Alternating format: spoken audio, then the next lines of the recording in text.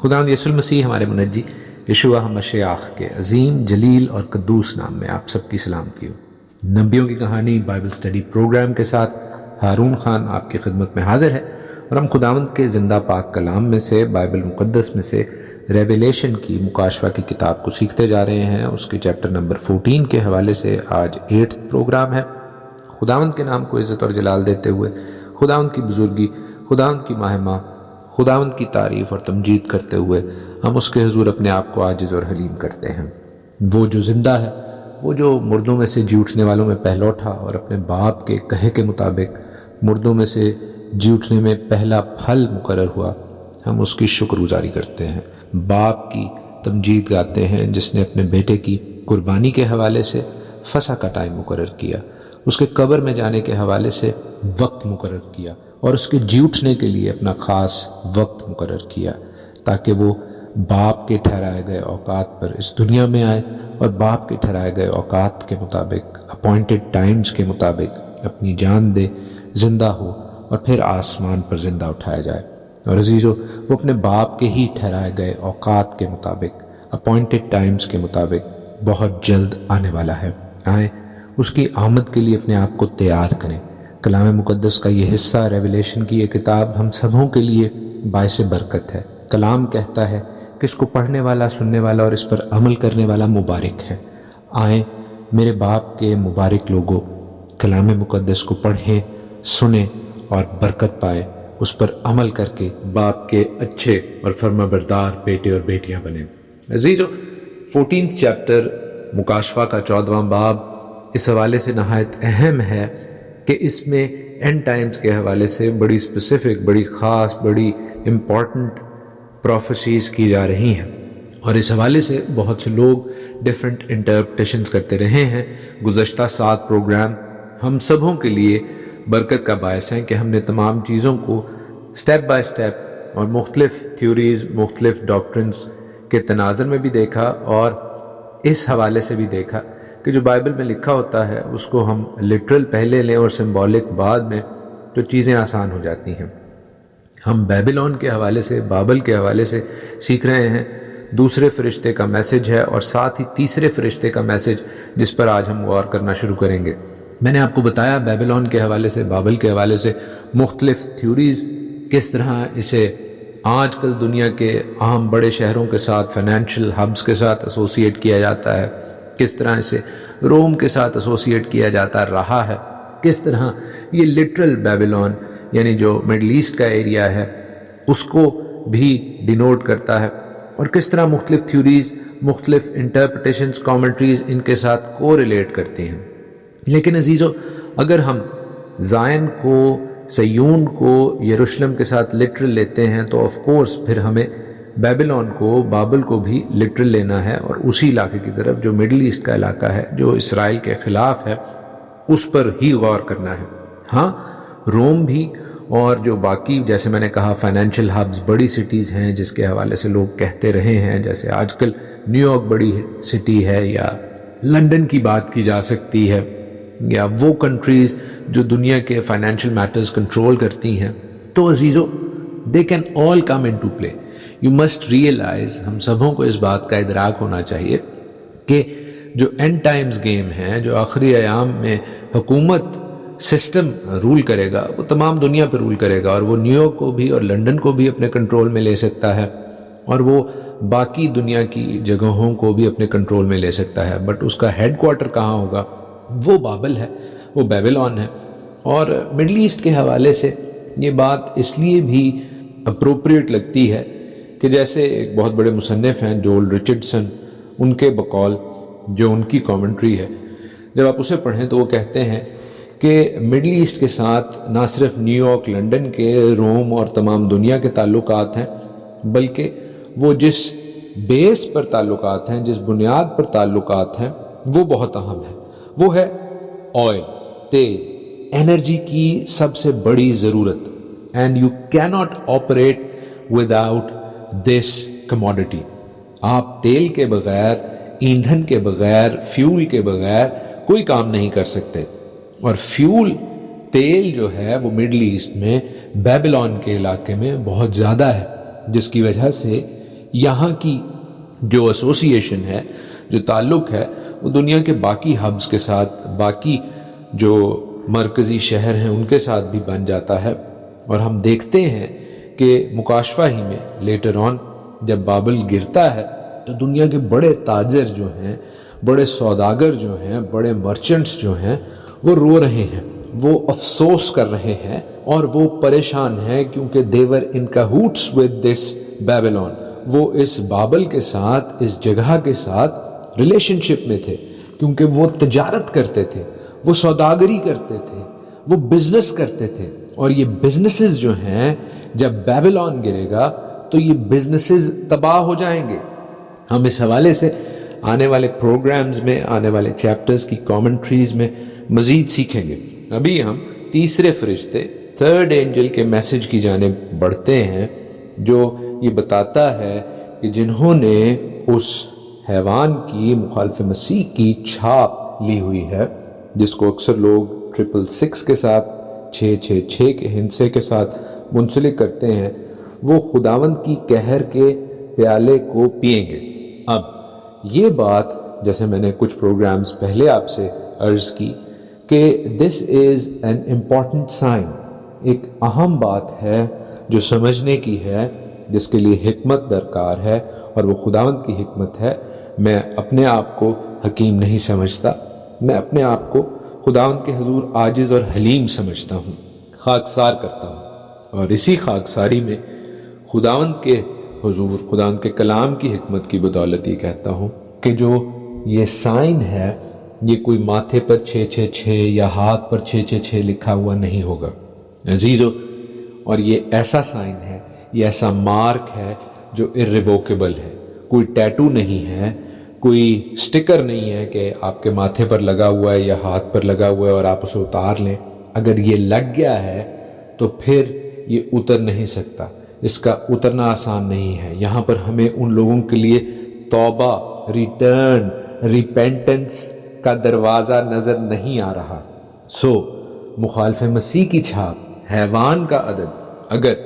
لوگوں پر امپرنٹ ہو گیا ہے، ان کے جسموں کا، ان کی سولز کا حصہ بن گیا ہے، تو تب they have got to face the wrath of God۔ انہیں خداوند کا قہر برداشت کرنا پڑے گا، وہ توبہ کے ٹائم سے نکل چکے ہیں۔ عزیزو، یہ وہ امپورٹنٹ بات ہے، یہ وہ اہم بات ہے جو میں آپ سبوں کے گوش گزار کرنا چاہتا ہوں، کہ جو ابلیس کا سسٹم ہے، جو شیطان کا، مخالف مسیح کا سسٹم ہے، اس کا مارک، اس کا امپیکٹ، اس کا پرنٹ، اس کی سیل، اس کی مہر جو ہے، اس سے بچنے کی ضرورت ہے۔ اور اس حوالے سے ہم مختلف تھیوریز کو دیکھتے آئے ہیں، اور جو کلام مقدس بات کر رہا ہے اس کے حوالے سے ہم نے موجودہ حالات میں ایک ایگزامپل دے کر، مثال دے کر سمجھانے کی کوشش کی کہ اگر موجودہ حالات میں کوئی ایسی ویکسین آتی ہے یا ایسی دوائی آتی ہے جو آپ کے بلڈ کو، آپ کے خون کو اس طرح تبدیل کر دے، آلٹر کر دے، جو کہ پھر واپس اوریجنل سٹیٹ میں نہیں جا سکتا، اصلی حالت میں نہیں جا سکتا، تو وہ مارک آف دا بیسٹ کی طرح ہے۔ That is like the mark, the seal of the beast which cannot be revoked۔ عزیزو، کلام مقدس سے اس حوالے سے ایک ریلیونٹ پیسج، ایک بہت اپروپریٹ اور موزوں حوالہ یسایہ نبی کا صحیفہ اور اس کا 34واں باب ہے، آئزایہ 34۔ میں چاہوں گا کہ میں کلام کے اس حصے کو پڑھوں۔ آف کورس ہم الہی ڈیوائن الفاظ کو جب پڑھتے ہیں تو نہ صرف ہم برکت پاتے ہیں، بلکہ میرا ایمان ہے کہ آپ جب سنیں گے تو آپ بھی برکت پائیں گے۔ اور دیکھیے کہ کس طرح یسایہ نبی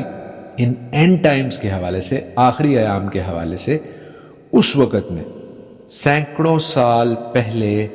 پروفیسائی کر رہے ہیں۔ یہ خداوند کے قہر کے حوالے سے ہے، اور خداوند کے قہر کے حوالے سے جو تھرڈ اینجل کا میسج ہے وہ 34th چیپٹر آف آئزایہ ڈیٹیل سے بتاتا ہے۔ خداوند کا کلام کہتا ہے کہ اے قوموں نزدیک آ کر سنو، اے امتوں کان لگاؤ، زمین اور اس کی معموری دنیا اور سب چیزیں جو اس میں ہیں سنیں، کیونکہ خداوند کا قہر تمام قوموں پر اور اس کا غضب ان کی سب فوجوں پر ہے۔ اس نے ان کو ہلاک کر دیا، اس نے ان کو ذبح ہونے کے لیے حوالہ کیا۔ اور ان کے مقدول پھینک دیے جائیں گے، بلکہ ان کی لاشوں سے بدبو اٹھے گی اور پہاڑ ان کے لہو سے بہہ جائیں گے، اور تمام اجرام فلک گداز ہو جائیں گے، اور آسمان تمار کی مانند لپیٹے جائیں گے، اور ان کی تمام افواج تاک اور انجیر کے مرجھائے ہوئے پتوں کی مانند گر جائیں گی، کیونکہ میری تلوار آسمان میں مست ہو گئی ہے۔ دیکھو، وہ ادوم پر اور ان لوگوں پر جن کو میں نے ملعون کیا ہے سزا دینے کو نازل ہوگی۔ خداوند کی تلوار خون آلودہ ہے، وہ چربی اور بروں اور بکروں کے لہو سے اور مینڈوں کے گردوں کی چربی سے چکنا گئی، کیونکہ خداوند کے لیے بسرا میں ایک قربانی اور ادوم کے ملک میں بڑی خون ریزی ہے، اور ان کے ساتھ جنگلی سانڈ اور بچڑے اور بیل ذبح ہوں گے، اور ان کا ملک خون سے سیراب ہو جائے گا، اور ان کی گرد چربی سے چکنا جائے گی،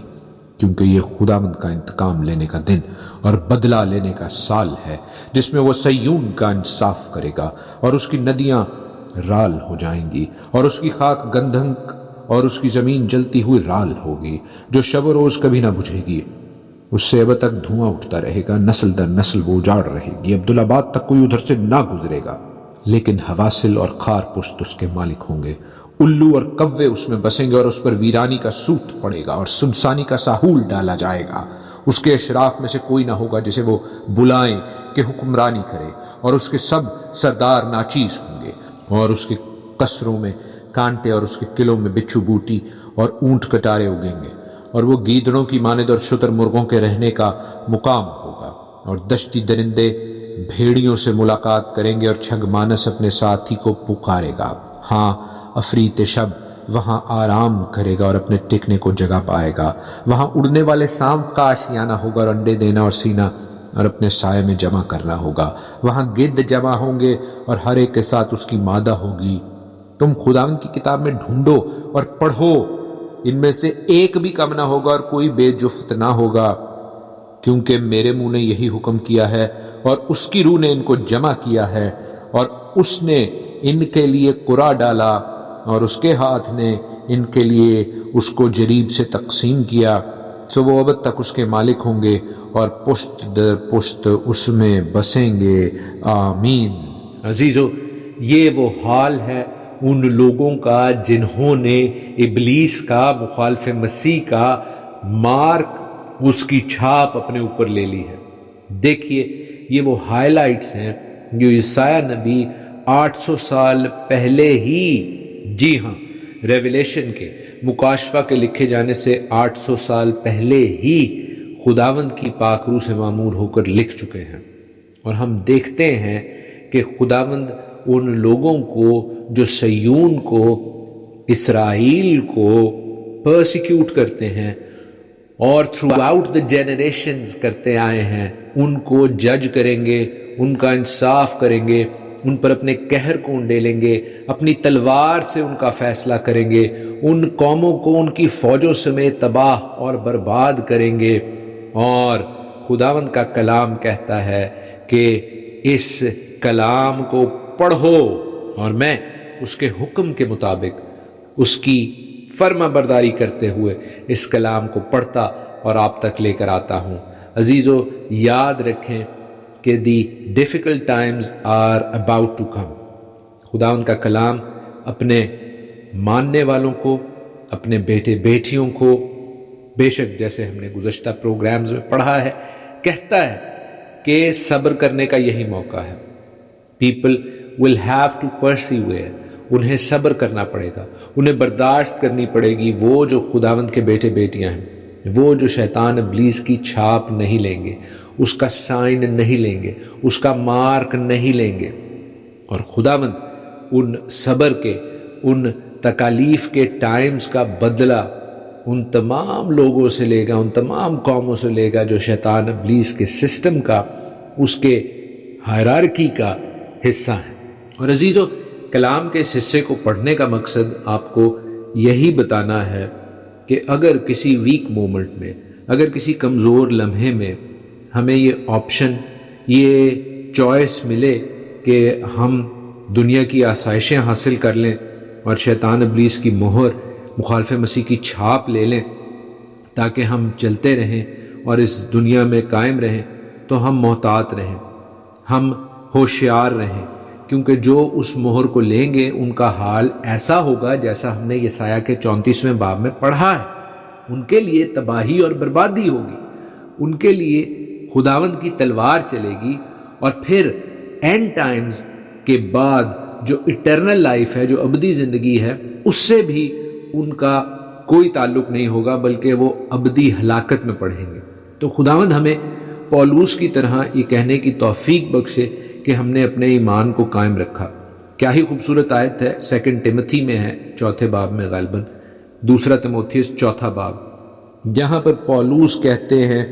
کہ میں اچھی کشتی لڑ چکا، میں نے دوڑ کو ختم کر لیا، میں نے ایمان کو محفوظ رکھا. عزیزو، خداوند ہم سبوں کو اس ایمان کو جو خداوند یسوع المسیح میں باپ یہوہ پر ہے